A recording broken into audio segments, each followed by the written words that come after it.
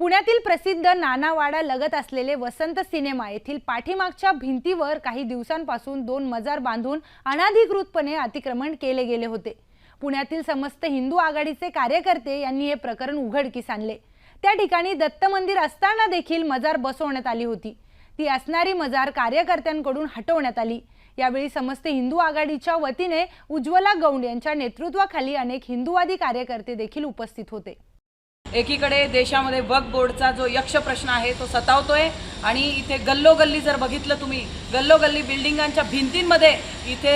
छोट्या छोट्या चादरी टाकून मजारी बनवून या ठिकाणी जागा काबीज करण्याचा प्रयत्न केला जातोय आणि अशीच एक जागा आज वसंत सिनेमाच्या मागे 3 मजारी करून ठेवलेल्या आहेत, ज्या ठिकाणी आम्ही आज आमच्या सगळ्या हिंदुत्ववादी समस्त हिंदू आघाडीच्या सगळ्या माझ्या बांधवांनी आणि आम्ही मिळून या ठिकाणी या मजारी उद्ध्वस्त केलेल्या आहेत। कारण की हे ज्या ठिकाणी चादरी टाकतात त्या जागेवर वक्फ बोर्डाचा ताबा ठोकल्याशिवाय राहत नाही आणि हे वक्फ बोर्डाचं जे काही हे त्यांची जी मुजोरी आहे ती आम्ही चालू देणार नाही आणि हेच सगळं डोक्यात ठेवून आज आम्ही या मजारी